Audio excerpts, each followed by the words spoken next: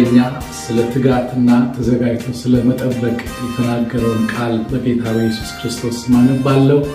እንደዚህ ይላል። የሉቃስ ወንጌል ምዕራፍ 12 ከቁጥር 35 እስከ 40 ወገባችሁ የታጠቀ መብራታችሁም የበራ ይሁን።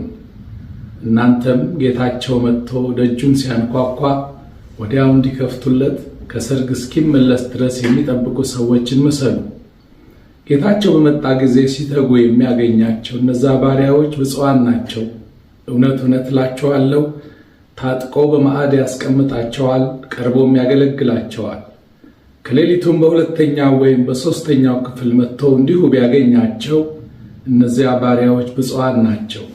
ይህን ግን እወቁ፣ ባለቤት በምን ሰዓት ሌባ እንዲመጣ ቢያውቅ ኖሮ በነቃ ቤቱም እንዲቆፈር ባልፈቀደም ነበር።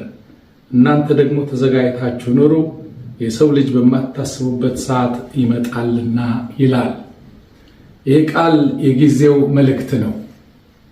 ይሄ ዘመን አማኞችን የሚያባክን የጌታችን የኢየሱስ ክርስቶስን መመለስ በናፍቆት እንዳንጠብቅ በብዙ ነገር ሐሳባችን ወጥሮ በምድሮ ሐሳብ ይዞ በኑሮ ሁሉ ነገራችንን እያደከመ የነቃና የሚጠባበቅ ኑሮ እንዳንኖር የሚያደርግበት ዘመን ውስጥ ነው እያለፍን ያለ ነው። ነገር ግን ጌታችን ኢየሱስ ክርስቶስ ብርቱ ምክርን መከረን። ንቁ፣ ትጉ፣ ተዘጋጅታችሁ ጠብቁ።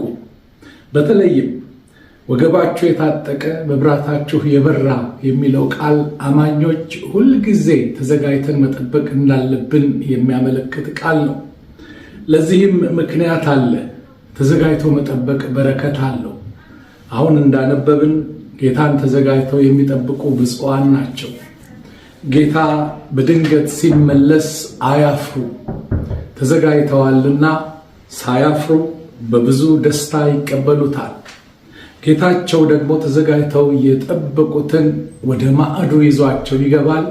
በማዕዱ አብረው ይቆርሳሉ፣ ያገለግላቸዋል።